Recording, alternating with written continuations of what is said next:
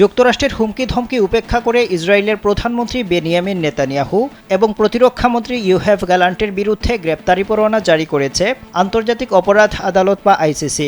ফিলিস্তিনের গাজায় মানবতাবিরোধী ও যুদ্ধাপরাধ করার অভিযোগে তাদের বিরুদ্ধে এই পরোয়ানা জারি করা হয়েছে। এই খবর জানিয়েছে মধ্যপ্রাচ্যভিত্তিক সংবাদ মাধ্যম আল জাজিরা।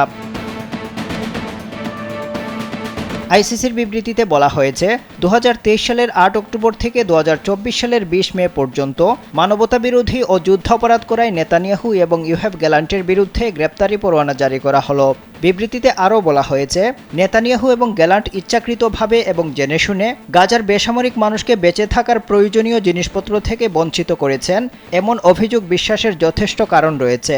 এলো ভিশন মুশকিল আসান অফার। যে কোনো ব্র্যান্ডের পুরনো ফ্রিজ নিয়ে চলে আসুন ভিশন শোরুমে আর নিয়ে যান নতুন ভিশন ফ্রিজ 20% পর্যন্ত ছাড়। ইসরায়েলি সংবাদ মাধ্যম টাইমস অব ইসরায়েল নেতানিয়াহু এবং গ্যালান্টের এই পরোয়ানাকে লিগ্যাল বোমশেল হিসেবে অভিহিত করেছে।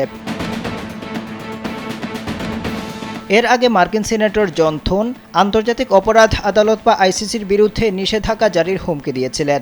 তিনি বলেন, ইসরায়েলি প্রধানমন্ত্রী বেনিয়ামিন নেতানিয়াহু এবং অন্যান্যদের বিরুদ্ধে গ্রেপ্তারি পরোয়ানা জারি করা হলে আইসিসির বিরুদ্ধে পাল্টা নিষেধাজ্ঞা দেওয়া হবে। এজন্য যুক্তরাষ্ট্রে একটি আইন পাশ করা প্রয়োজন বলেও মন্তব্য করেছিলেন তিনি। তবে থুনের এই হুমকিকে পাত্তা না দিয়েই নেতানিয়াহু এবং গ্যালান্টের বিরুদ্ধে গ্রেপ্তারি পরোয়ানা জারি করেছে আইসিসি।